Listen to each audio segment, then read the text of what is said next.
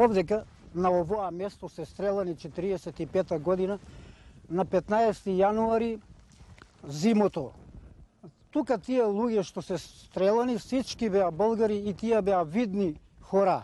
Тези хора защо ги убиха? Тие ги убиха само за тоа што беа българи.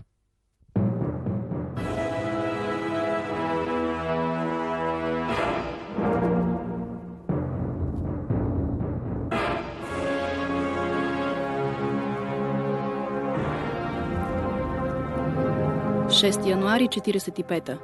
Наричат я Кървавата Коледа, защото не само тук, в околностите на Велес, но и Куманово, Скопие, Щип, Битоля и други градове на Вардарска Македония са потресени от масови убийства, за които и днес малко се знае.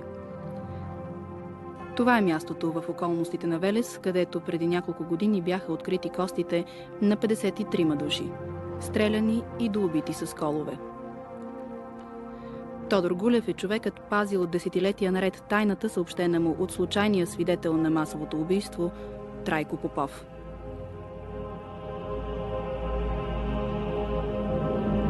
Тебе ще ти кажам, аз съм стар, ще умрам, да чуваш тая тайна и да я прекажиш, ако дойде ден. И аз мислех тук да нема некое оружие закопано, нели?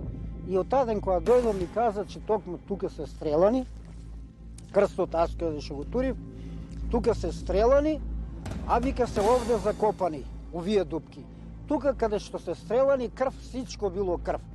И ми казва, че тук той, що бил собственикот на нивата, кога е изорел и е посеял пченица. Пченицата била толкова високо израсната от кръвта, била много хранлива кръвта, кај што била, на тия места, кај што имало кръв от човеците, што течело, по 2 метра пченицата била израсната. Тоа он ми го кажува. Кога дошол овдека, нели тоа, кога ми го кажува, кога ги изстрелале, кога дошле са байлината преко тия шуми, тука ги нашле тия дупки, хората биле всички стрелани, меѓутоа многу било хладно, минус 10 било испод нула и повише ноќта, земјата била замрзната, не можеле да ископат земја да и поклопат. И останале непоклопени. И така им се гледале нозете, главите и всичко. И како така он ми го кажува тоа и ми вика, да знаеш оваа тајна, тие се наши, вика, българи, вика. Днеска, вика, тоа ако го кажеш негде, ти си млад сега, имаш 30 години, аз имам 70, шетувам с и тебе и мене. И немој на никого, само да знаеш дека тука се закопани. Тодор Гулев поставя на мястото на убийството този дървен кръст. И турив тука едно